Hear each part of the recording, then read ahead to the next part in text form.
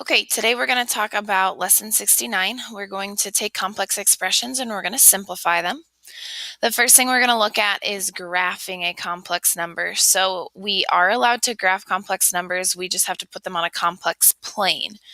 So it's going to look very similar to our XY coordinate plane. This time the horizontal axis will be the real number portion of our complex number, and the vertical axis or the up and down axis will represent our imaginary number part. So we're going to look at a couple examples. If you see here, I took a plane and created a complex plane. So horizontal axis, or what we're used to as the x-axis, are our real numbers. And then the vertical axis becomes the imaginary. So I have I, 2i, 3i, 4i, and then negative I, negative 2i, negative 3i, and so forth. So I have 3 different points I want to graph. 3 plus 4i is what we will graph first. So 3 is along that horizontal axis, so we'll go over to positive 3. And then that plus 4i is positive on the imaginary axis, so up to 4i. Okay, b is negative 6 plus I, so negative 6 on the horizontal axis, and then up 1 on the vertical axis. And then there's 2 minus 5i, which would come over here to positive 2 and down to 5i, negative 5i on that vertical axis. Okay. Next thing we're going to talk about is finding the absolute value of a complex number. So if you recall, absolute value means distance from 0. Well, we're going to think about a complex number on an actual complex plane. So instead of looking at it from 0, we're going to find the distance from the origin. If you recall the distance formula, it's going to look something similar to this. Since we're dealing with the origin, we know that that point is 0, 0. So in our distance formula, this really would be a minus 0 squared plus b minus 0 squared. But since we're just subtracting 0, that's unnecessary. So when you're finding the absolute value of a complex number, it will be equivalent to the square root of a squared plus the square root of b squared. So we're going to go ahead and do a few examples of those. If you look here, the absolute value of 3 plus 4i.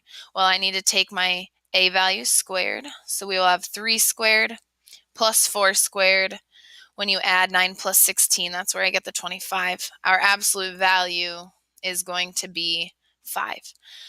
We've talked a lot about square root having positive and negative values, but we're talking about distance, and we know distance cannot be negative. So our absolute value would be a positive 5. Okay, find the absolute value here, negative 2 minus 3i. We're going to take negative 2 squared plus negative 3 squared. Remember, if you need to do this on a calculator, make sure you put that number in parentheses so that this would actually come out to be a positive 4 and a positive 9. Square root of 13, we cannot simplify, so our distance would be square root of 13.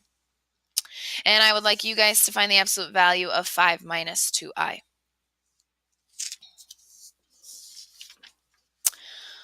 The next thing we're going to look at is going to be multiplying complex numbers. So it could be a simple multiplication where we just have to distribute, or we could have to multiply 2 binomials. Just a quick reminder that I squared is equal to negative 1. That will help when we're going to simplify. First thing we're going to look at is negative 4i times 7 plus 3i. So in this sort of a problem, we just need to distribute like a normal multiplication. When we distribute, we get negative 28i minus 12i squared. So we can simplify this further because we know what I squared is equivalent to. So this becomes negative 28i. Negative 12 times negative 1 is where I get that plus 12. And then we always want to write it in standard form. So remember, your real number part needs to come first. So this should say 12 minus 28i in standard form. That one's a pretty basic one because we just had to distribute once. You will get 2 binomials where we have to multiply. So this is just like a regular polynomial. We're going to FOIL this. So when you FOIL, your firsts become 30. Outsides would be a minus 10i. Insides are 24i. And then your lasts would be a negative 8i squared. So definitely some things we can combine and simplify here.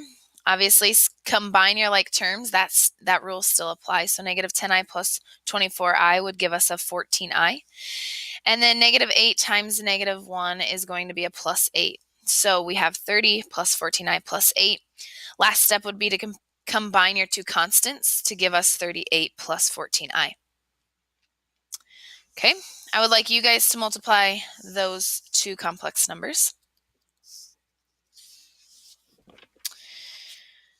Next, we're going to look at evaluating different powers of I. We're going to go through just a little list to see if there's any patterns available. So obviously I to the first is just equal to I. I squared we know is -1. I cubed can be rewritten as I squared times I. Well, I squared is -1 and I is I, so we have a negative I. And then I to the fourth can be rewritten as I squared times I squared. Well, that'd be a -1 times a -1, which is a +1. Okay. I to the fifth can be rewritten as I to the fourth times I. We know I to the fourth is 1. 1 times I gives me I. I to the sixth is I to the fifth times I. Well, I to the fifth is I, and then times another I gives us I squared, and we already know I squared is -1. So if you look here, we have I, -1, negative I, 1. Then we start back over at I, -1. So there's going to be a pattern if we kept going. Our pattern would repeat every 4 powers. Okay, every 4 powers, your I's will repeat. So there's a nice little trick that we can solve larger powers. So if you're given like I to the 30th, you're definitely not going to want to take this list and just continue it until the 30th power. So what we're going to do is take our power and divide it by 4, since that's how frequently our powers repeat. So 30 divided by 4 comes out as 7. We need to know our remainder. Our remainder is 2. So that tells us in our pattern, we go to the I squared. So I to the 30th is equivalent to -1. Okay, I to the 16th. Well, if I take 16 divided by 4, that comes out with as 4 with a remainder of 0. Well, a remainder of 0 is the same as I to the 4th. So I to the 16th is equivalent to 1. I want you guys to find I to the 19th, please. The last thing we're going to talk about is simplifying some complex numbers that have been divided. So we've dealt with conjugates before when we dealt with radical expressions. So now we're going to deal with complex conjugates.